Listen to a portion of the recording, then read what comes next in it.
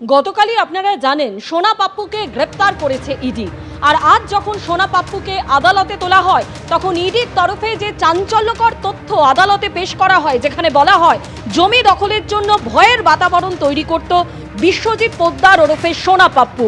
ভয়ের বাতাবরণ তৈরি করে কম দামে কেনা হতো জমি, অপরাধীদের দিয়ে চলতো জমি দখল। কোথাও 5 কোটির সম্পত্তি কেনা হয় 1 কোটি টাকায়, কোথাও 7 কোটির সম্পত্তি কেনা হয়েছিল 1 কোটি টাকায়। ধৃত সোনা পাপ্পুকে নিয়ে আদালতে চাঞ্চল্যকর দাবি ইডি।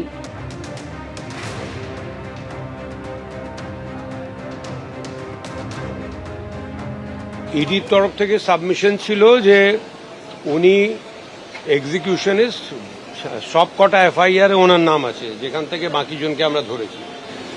ওনার বাড়িতে ইলিগাল আর্মস পাওয়া গেছে এবং একটা আর্মস পাওয়া গেছে যেটা উনি কামদারের কোম্পানির থেকে কিনেছিলেন, এবং তারপরে যে আর্মসগুলো কিনেছেন বাবুতে তার 15 দিন পরেই একটা ঘটনা ঘটেছে।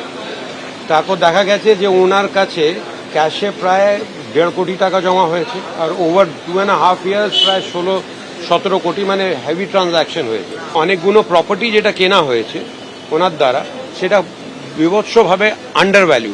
এটা পুরো একটা নেক্সাস, ট্রায়াঙ্গুলার নেক্সাস আমরা বলছি, যেখানে যারা প্রশাসনে আছেন, যারা এক্সিকিউশনে আছেন, আর যারা বিজনেসে আছেন, সবাই একটা নেক্সাস তৈরি করে এইটা পুরো করে, একজনের পক্ষে সম্ভব না।